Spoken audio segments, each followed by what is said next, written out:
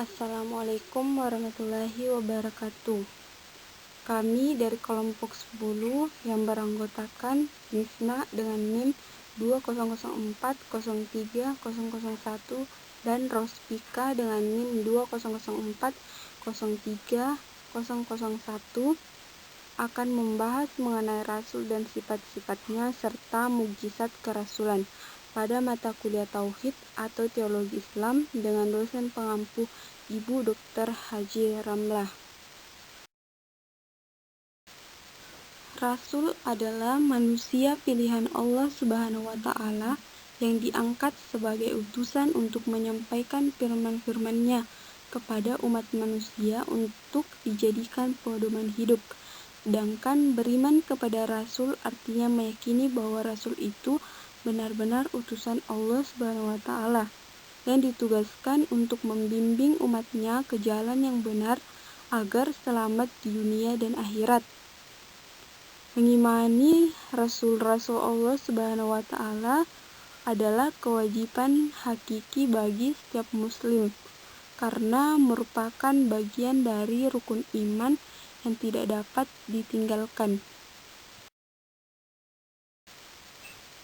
Kata Nabi berasal dari kata naba yang berarti dari tempat yang tinggi atau naba'ah artinya berita. Jadi Nabi adalah seorang yang ditinggikan derajatnya dengan diberikan berita atau wahyu dari Allah. Di antara para nabi ada juga yang merupakan rasul. Rasul berasal dari kata arsala artinya mengutus. Dengan demikian, Rasul adalah seorang yang diutus oleh Allah untuk menyampaikan pesan atau risalah kepada manusia. Mengimani Nabi dan Rasul merupakan rukun iman keempat. Di antara para nabi, Adam merupakan nabi pertama, sedangkan Muhammad merupakan nabi terakhir. Di antara para rasul ada 5 orang yang mendapat gelar ulul azmi, yakni para rasul yang memiliki ketabahan luar biasa. Mereka adalah Nabi Nuh, Nabi Ibrahim, Nabi Musa, Nabi Isa, dan Nabi Muhammad.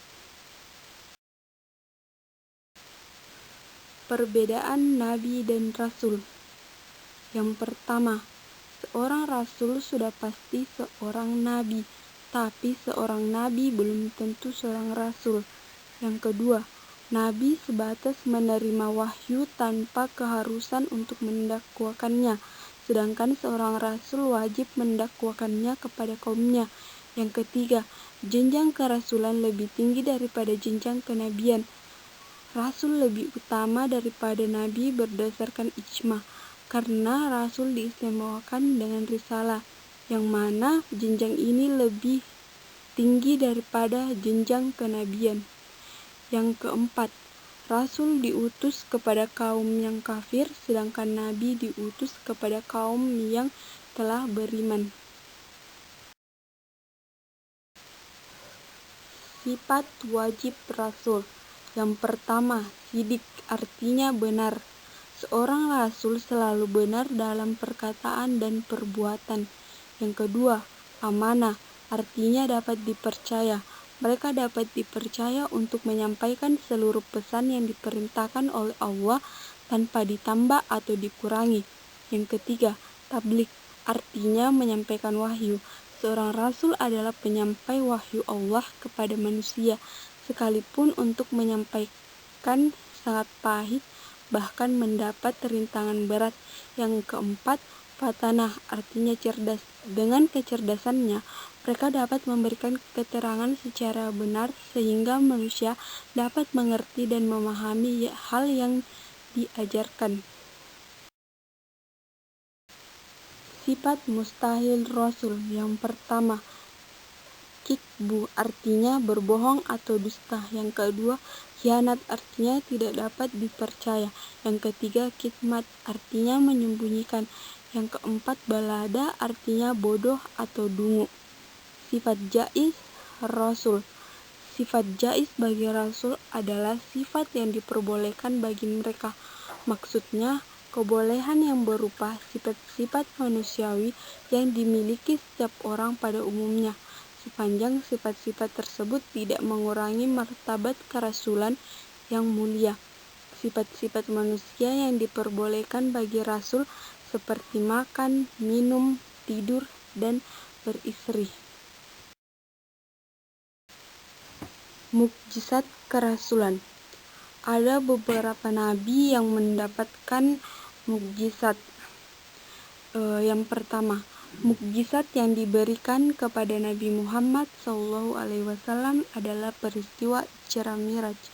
Selain itu, Nabi Muhammad juga diberikan keistimewaan berupa kitab suci Al-Quran. Al-Quran dijadikan pedoman hidup manusia di dunia. Yang kedua, mukjizat Nabi Isa adalah dapat menghidupkan yang mati dengan izin Allah Subhanahu wa Ta'ala. Selain itu, Nabi Isa dapat berbicara saat baru berumur beberapa jam. Nabi Isa dengan lancar mengenalkan dirinya pada masyarakat.